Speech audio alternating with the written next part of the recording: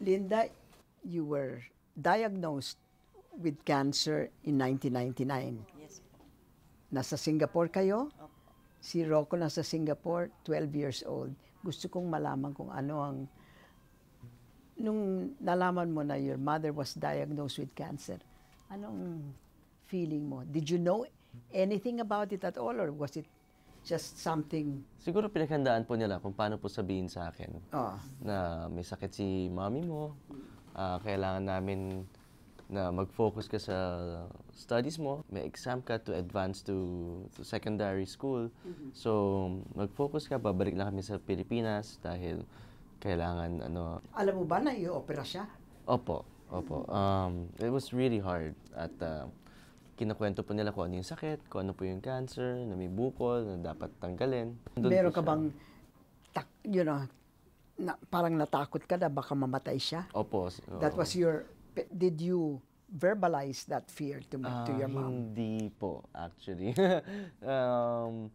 Mas pinakita ko po na siguro na malakas po ako para sa kanila. But you were afraid for her? Opo. Siyempre, bilang isang bata pa lang po, medyo exaggerated po ang imagination ko.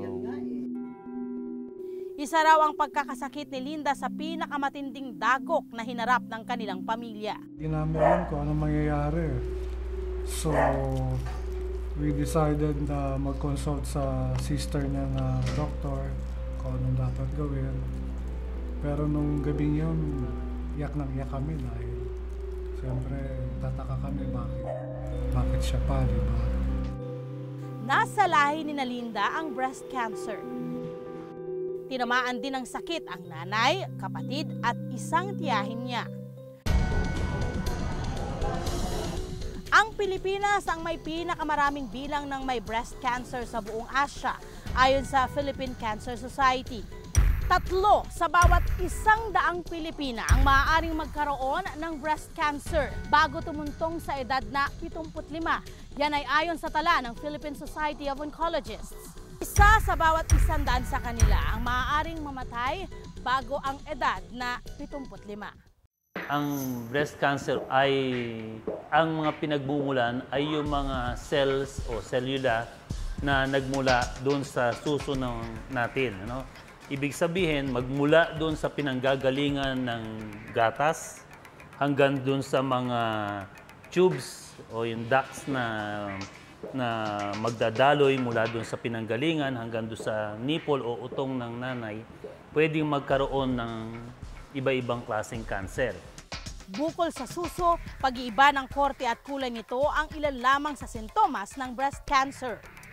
Linda, ikaw you were having mammograms every year. Opo. Every year. Bakit? Yun nga din po gusto ko ding i-impart na there should be vigilance din na hindi, dahil may family history kami, talaga pong religiously kong ginagawa yung mammogram. So, one day, nanonood ako ng TV na padapa, doon ko feel parang may matigas. You mean it was not your hand that felt it? No, it was, nung nakadapa. your... Parang di ba, parang mapifeel mo kung merong I don't know, I've never felt it and I hope never to feel it. Parang yun po, sabi ko parang may matigas and then I lie down, kinapa ko na malalim, meron nga. Lahat po mabilis na pangyayari, so nagpa-check up and then sabi ng doctor sa Singapore, pwedeng swelling lang yan ng mammary gland. So they gave me antibiotics for a month. For a month? For a month. So hindi nawala.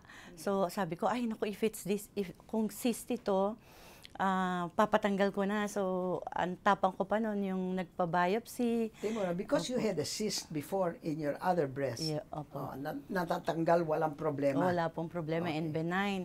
So that day po, nasabi ko, sige, pa-biopsy na. And then, kasi hindi siya nawala after the antibiotics and the ultrasound. And then yun, nung lumabas na po yung result, parang bumaksak ang mundo ko nang sabihin ng doctor na it's carcinoma.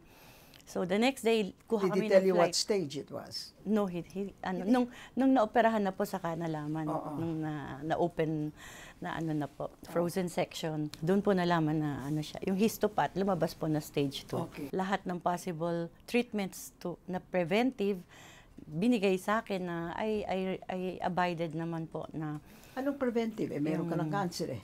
ay hindi po, yung like kahit po yung lymph nodes na nakuha sa akin negative. Talagang kinuha nila.